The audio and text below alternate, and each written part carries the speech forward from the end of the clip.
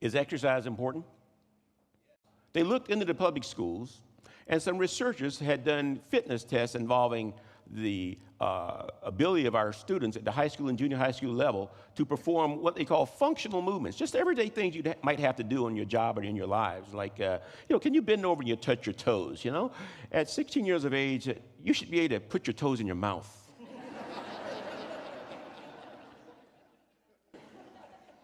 We thought that was the dumbest idea anybody ever came up with, to test kids for physical fitness, because we thought that kids are fit just because they're young.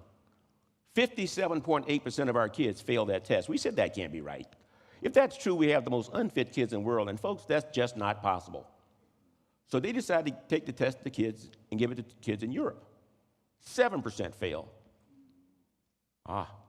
They shopped that test all over the world, could not find another group of kids on the planet that had anywhere close to a 7% failure rate on that test, a 57% failure rate on that test. We're finding 14 to 19-year-old kids with 40% blockage of the coronary arteries. What used to be called adult-onset diabetes is now showing up in kids between 4 and 10 years of age.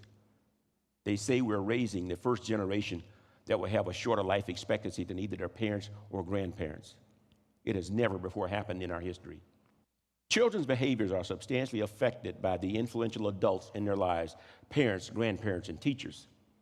Efforts to address childhood obesity in Oregon will not be successful unless they also include interventions that influence the healthy eating and physical activity behaviors of adults as well as children.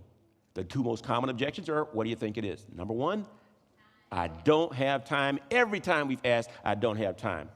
Number two, and this surprised me, how often they stated and how boldly they stated was, I'm too lazy to do it even when I do have time.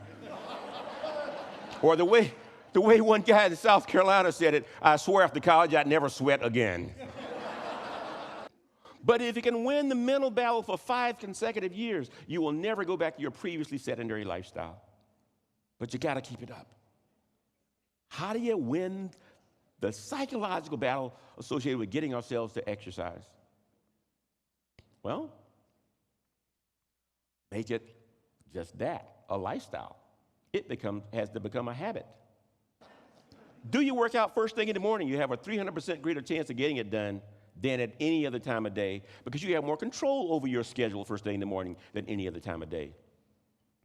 Try to confine your workout time to 20 minutes or less. The more time you spend exercising, the less likely you are to do it, and the more likely you are to get injured, will keep you from doing it anyway. Eat for nutrition, never eat for weight loss, and never make any change in the way you eat that you're not willing to make permanent. So 7 days a week, first thing in the morning, plan to spend about 20 minutes or less, and then work against resistance so that as you become more fit, you don't spend more time, you work against more resistance. Exercise is being called the best medicine in America today, outperforming almost every prescribed medication in the country in terms of its overall impact on our health. Everything from colds and flu to cancer is being impacted by exercise. But you can't just pay lip service to the idea, you actually have to do it. I want you to define what fitness is. Until you gain agreement about what you're trying to do, you're in deep trouble. 2, then I want you to measure fitness. Measuring fitness is a way of identifying what the need is. Focusing on the need is the thing that motivates you to do it and take it seriously. And 3, I want you to reward physical fitness. Isn't that important? To get recognition for doing it? I found one of the most effective reward tools I've ever found for physical fitness is the belief that you're intrinsically doing something that will impact your health. It is the most powerful reason for exercise. But beyond that, here's what comes in number 2, little sticker stars and paper certificates. Some of the top executives in the state of Oregon I've had rearranging their schedule to get their next sticker star. This stuff works, okay? So define fitness, measure fitness, and reward fitness. Thank you.